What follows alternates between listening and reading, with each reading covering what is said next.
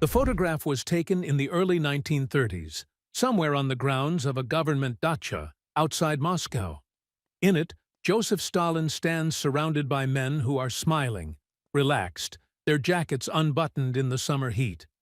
These are not strangers or distant subordinates. These are the men who made the revolution with him, who fought the civil war at his side, who helped him consolidate power over the largest country on earth. Within 5 years, most of them would be dead, executed on his orders, their names erased from history books, their faces literally cut out of photographs like the one they posed for that day. The question that has haunted historians for decades is not whether Stalin orchestrated the murder of his closest associates during the Great Terror of 1937 and 38, but why? Why would a man systematically destroy the very people who had elevated him to power, who knew him best, who had been loyal for decades? The answer reveals something far more disturbing than simple paranoia. It exposes the internal logic of totalitarian power itself, a system that ultimately cannot tolerate the existence of anyone who remembers when the dictator was merely human. To understand the Great Terror, we must first understand what Stalin had become by 1937. 15 years had passed since Lenin's death, 15 years during which Stalin had methodically eliminated every potential rival, every alternative center of power within the Communist Party. Leon Trotsky, once considered Lenin's likely successor, had been expelled from the Soviet Union in 1929 and was living in exile. Though his influence still haunted Stalin's imagination, Grigory Zinoviev and Lev Kamenev, both old Bolsheviks who had initially allied with Stalin against Trotsky, had already been tried and executed in 1936 in the first of the great show trials. Nikolai Bukharin, Lenin's favorite and the party's leading theoretician, was under house arrest, awaiting his own trial. But these were Stalin's rivals, men who had opposed him at various points. The purge of 1937 went far deeper. It targeted the men who had never opposed Stalin, who had supported him consistently, who considered themselves his friends. Sergo Orjonikidze understood this better than most. A Georgian like Stalin, Orjonikidze had known him since the early 1900s. When both were young revolutionaries organizing strikes and bank robberies to fund the Bolshevik cause. They had been arrested together, exiled together, escaped together. After the revolution, Orjonikidze became one of Stalin's most trusted administrators, serving as Commissar of Heavy Industry, responsible for the breakneck industrialization that transformed the Soviet Union from an agricultural backwater into an industrial power. By 1937, Orjonikidze was watching in horror as the NKVD, Stalin's secret police, began arresting his subordinates, the engineers and managers who had built Soviet industry. He protested directly to Stalin, arguing that the arrests were destroying the very industrial base they had spent years creating. The records show that Orjonikidze met with Stalin on February 15, 1937. 3 days later, Orjonikidze was found dead in his apartment, officially from a heart attack, though many historians believe he either committed suicide or was murdered. His brother was arrested and shot shortly afterward. Stalin attended the funeral and gave a speech praising his old friend's contributions to the revolution. The pattern was already clear. Grigory Pyatakov, Orjonikidze's deputy, and another old Bolshevik, had been arrested in September 1936. Pyatakov had been a brilliant administrator, one of the key figures behind Soviet industrialization. He had also been a former Trotskyist who had recanted his views and become a loyal Stalinist. During his trial in January 1937, Pyatakov confessed to being part of a vast conspiracy to sabotage Soviet industry, to having flown to Norway to meet with Trotsky, to plan terrorist attacks, to organizing wrecking activities in factories across the country. None of it was true. The Norwegian government confirmed that no foreign aircraft had landed in Norway during the period Pyatakov claimed to have visited. The confessions had been extracted through weeks of interrogation, sleep deprivation, threats against his family, and quite possibly torture. Pyatakov was executed on January 30th, 1937. What made his case particularly significant was that Pyatakov had never opposed Stalin. He had been completely loyal since his break with Trotsky in the late 1920s. His crime was not disloyalty, but simply being part of the old generation, the generation that remembered Lenin, that had participated in the actual revolution, that possessed independent authority and expertise. The military purge demonstrated the scope of Stalin's paranoia most dramatically. Mikhail Tukhachevsky was not just any general. He was the Soviet Union's most brilliant military mind, the architect of modern Soviet military doctrine, the youngest marshal in the Red Army at age 43. Tukhachevsky had commanded armies during the Civil War, had modernized Soviet military tactics, and had transformed the Red Army into what was, on paper at least, one of the most formidable fighting forces in the world. He was also personally close to Stalin, a frequent guest at Kremlin gatherings. In May 1937, Tukhachevsky was arrested while returning from London, where he had been representing the Soviet Union at the coronation of King George VI. The charges were absurd on their face. Tukhachevsky was accused of being a German spy, of plotting a military coup, of planning to assassinate Stalin and restore capitalism.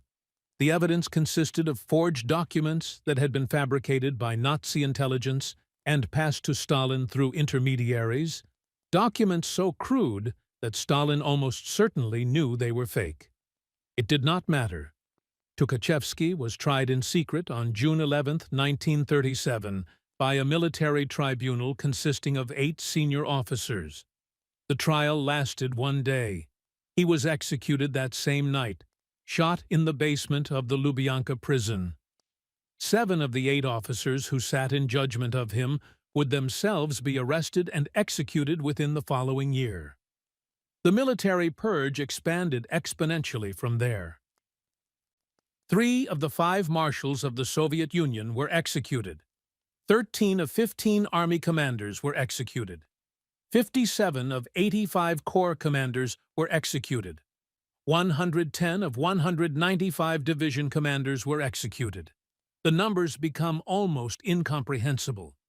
By the time the military purge ended in 1938, approximately 35,000 officers had been arrested, and at least 25,000 had been executed or died in camps. The Soviet military was decapitated.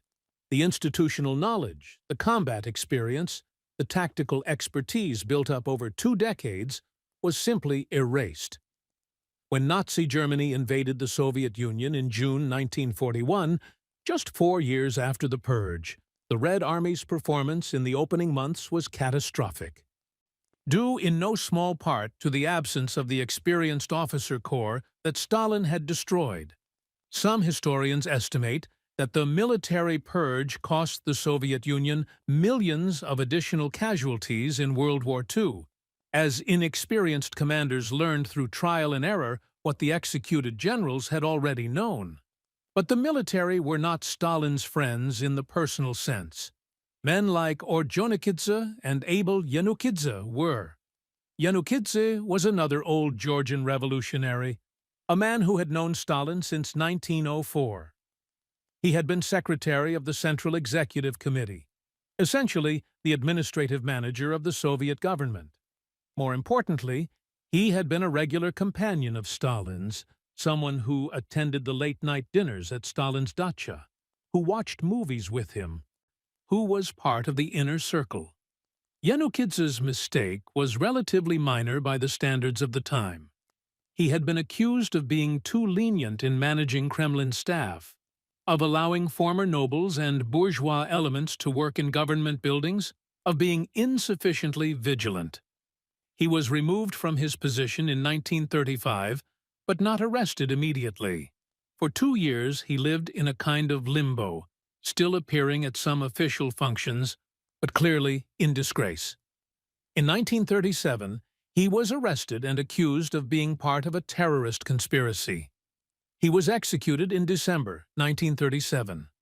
Stalin never publicly commented on the death of his friend of more than 30 years. The logic behind these purges becomes clearer when we examine Stalin's own words, though we must remember that Stalin rarely explained his true motivations directly. In a speech to the Central Committee in March 1937, shortly after Ordzhonikidze's death, Stalin articulated a theory that would justify the escalating terror.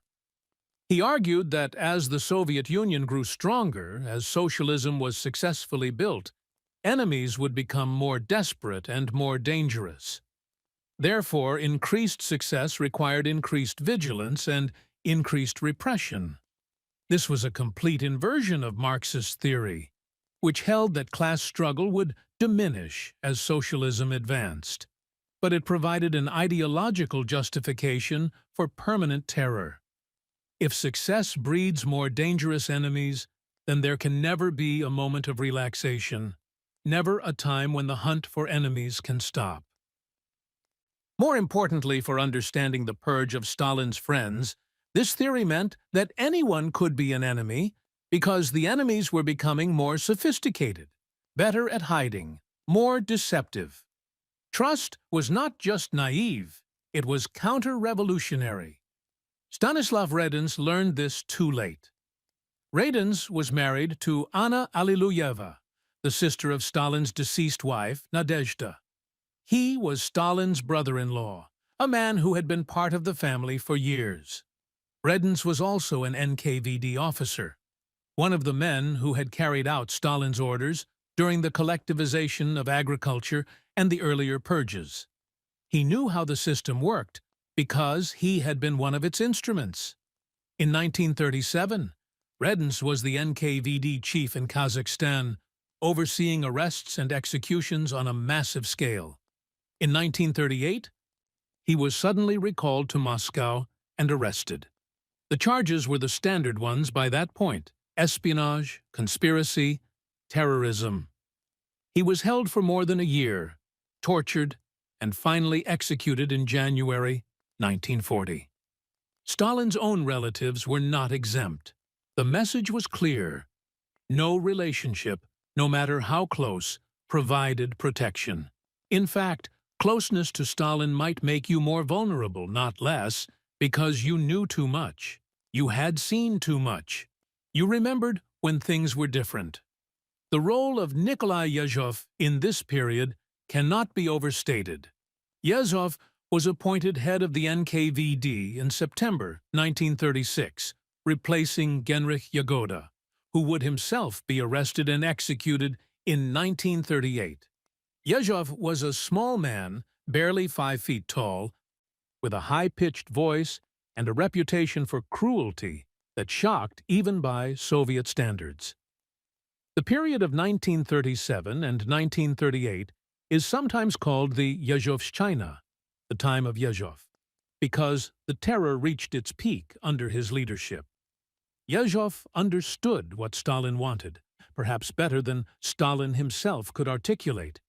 He understood that the purge was not really about finding actual conspiracies or actual spies.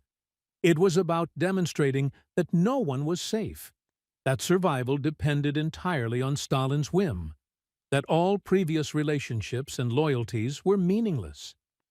Yezhov provided Stalin with lists of names for arrest, and Stalin would review them, sometimes adding names, sometimes increasing the quotas for executions in particular regions. The NKVD operated under a quota system during this period. Regional NKVD chiefs were given targets for arrests and executions, and those who failed to meet their quotas were themselves arrested as insufficiently vigilant. The result was a self-perpetuating machine of terror that operated with bureaucratic efficiency. The show trials of old Bolsheviks in Moscow received international attention.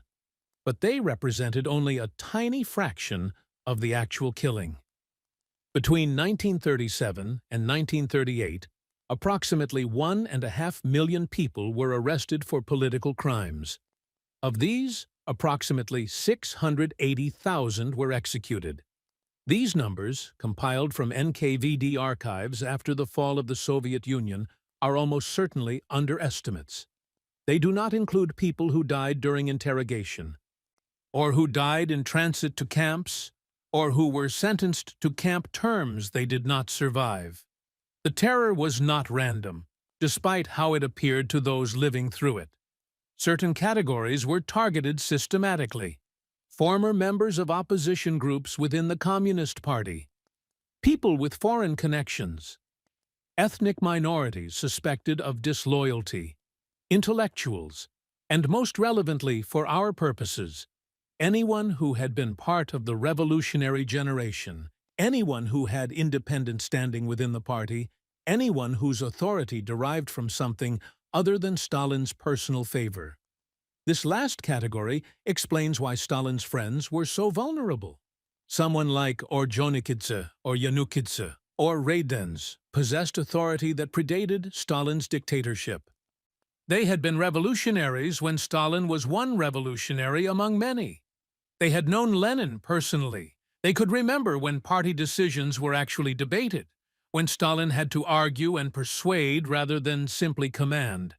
Their mere existence was a reminder that Stalin's power was historically contingent, that he had not always been the vожdь, the leader, the father of peoples. In a system that increasingly resembled a cult, where Stalin was presented as an infallible genius who had always been destined to lead, these old friends were living contradictions to the official narrative. They had to be eliminated not because they were disloyal, but because they remembered too much. The few who survived did so through a combination of luck, usefulness, and absolute submission. Vyacheslav Molotov, Stalin's longtime associate and foreign minister, survived despite having his wife arrested and sent to a camp in 1949. Molotov never protested, never questioned, and continued to serve Stalin loyally. Lazar Kaganovich, another old Bolshevik and Stalin loyalist, survived by enthusiastically participating in the purges, by denouncing others before he could be denounced, by demonstrating that his loyalty to Stalin superseded any other relationship or principle. Anastas Mikoyan, the Armenian old Bolshevik who served in various economic positions, survived through careful political navigation and by making himself indispensable to Stalin's economic plans. But survival came at a cost. These men lived in constant fear, knowing that any day could bring arrest. They attended meetings where colleagues disappeared overnight. They signed death warrants for people they had known for decades. They applauded Stalin's speeches while wondering if they would be next. The terror began to wind down in late 1938, not because Stalin's bloodlust was sated, but because the purges were threatening the basic functioning of the state. Too many experienced administrators had been killed, too many factory managers, too many engineers, too many officers. Industrial production was suffering. The military was in chaos. In November 1938, Stalin replaced Yezhov with Lavrentiy Beria as head of the NKVD. Yezhov himself was arrested in April 1939 and executed in February 1940, becoming the final major victim of the terror he had orchestrated. His execution served a useful purpose for Stalin. It allowed the regime to blame the excesses of the terror on Yezhov personally, to claim that overzealous subordinates had distorted Stalin's wise policies. This was a lie, of course. The archives make clear that Stalin personally directed the terror, that he reviewed lists of names, that he set quotas, that he was intimately involved in the details. But the lie served its purpose. It allowed for a slight relaxation of the terror while preserving Stalin's image. The long-term consequences of the Great Terror shaped Soviet history for decades. The generation that had made the revolution was gone, replaced by a new generation whose entire experience of politics was Stalinist. These new leaders, men like Leonid Brezhnev and Nikita Khrushchev, had risen during the purges, filling the positions left vacant by executed predecessors. They owed everything to Stalin and nothing to the revolutionary tradition. They had learned that survival required absolute conformity, that initiative was dangerous, that the safest course was always to wait for instructions from above. This created a political culture of paralysis and fear that persisted long after Stalin's death in 1953. The Soviet system never fully recovered from the decapitation of its most experienced and capable leadership in 1937 and 38. The military consequences were even more immediate and devastating. When Nazi Germany launched Operation Barbarossa in June 1941, the Red Army's performance was catastrophic. Entire armies were encircled and destroyed. Millions of soldiers were captured in the first months of the war. Much of this can be attributed directly to the purge of the officer corps. The generals who might have organized an effective defense were dead, replaced by inexperienced and terrified officers who were afraid to take initiative without explicit orders from Moscow. Stalin himself, the man who had created this situation, was reportedly in a state of near collapse in the first days of the invasion, unable to believe that his judgment had been so catastrophically wrong. The Soviet Union eventually won the war, but at a cost of approximately 27 million dead, a number that might have been significantly lower if the military leadership purged in 1937 had been alive to lead the defense. The question of why Stalin killed his friends admits no simple answer, but the evidence points to a combination of factors. There was genuine paranoia, certainly. Stalin lived in constant fear of assassination, of conspiracy, of betrayal. The isolation of absolute power, the knowledge that he had made countless enemies, the memory of how he himself had risen by outmaneuvering rivals, all of this fed a worldview in which everyone was a potential threat. But there was also cold calculation. Stalin understood that his power rested on a foundation of fear, and that fear required constant reinforcement. If even his closest friends could be destroyed, then no one was safe, and therefore everyone would be maximally obedient. The purge of the old Bolsheviks also served to consolidate a particular version of history. With the witnesses to the actual revolution dead, Stalin could reshape the narrative, could present himself as Lenin's true heir and the revolution's inevitable leader, unconstrained by inconvenient facts or alternative memories. There was also the logic of totalitarianism itself, a system that by its nature cannot tolerate any independent source of authority or legitimacy. Stalin's friends possessed such authority by virtue of their revolutionary credentials, their long service, their personal relationships. In a truly totalitarian system, all authority must flow from the leader alone. Any competing source, no matter how loyal, represents a structural threat. The personal dimension makes the tragedy more poignant, but not more mysterious. Stalin was capable of something resembling friendship, but only insofar as it did not conflict with power. When the two came into tension, power won every time without hesitation, without remorse. The Great Terror of 1937 stands as one of history's clearest demonstrations of how totalitarian systems ultimately consume themselves. Stalin built a state of extraordinary power, capable of rapid industrialization, of defeating Nazi Germany, of challenging the United States for global dominance.